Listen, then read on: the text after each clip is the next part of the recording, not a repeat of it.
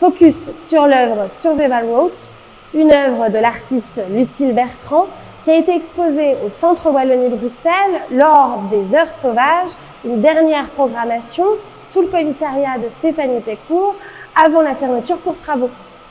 Récit d'un départ et tracé d'un parcours périlleux et impérieux, cette installation fait partie d'une série en cours, restituant sur des couvertures de survie les trajectoires de femmes courageuses et déterminées qui un jour ont dû quitter leur chez elles et sont arrivées quelque part.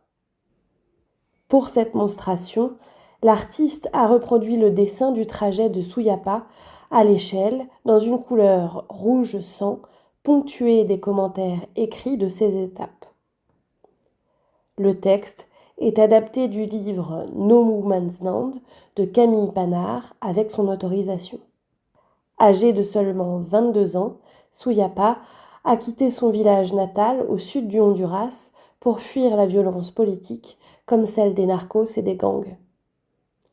Elle a traversé une partie de l'Amérique à pied et sur les toits de trains de marchandises avant d'entrer clandestinement aux États-Unis pour retrouver son mari et son jeune fils.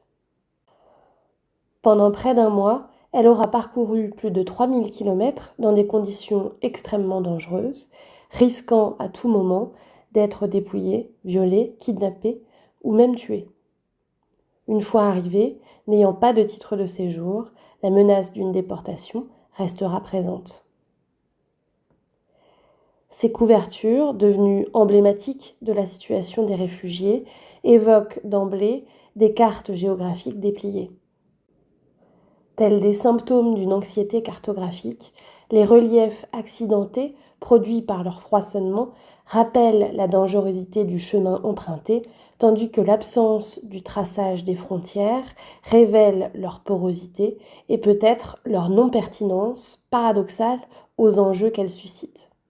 L'aspect précieux des couvertures, un côté argenté et un côté doré, nous rappelle combien chaque vie est précieuse, d'où que l'on vienne et où qu'on aille.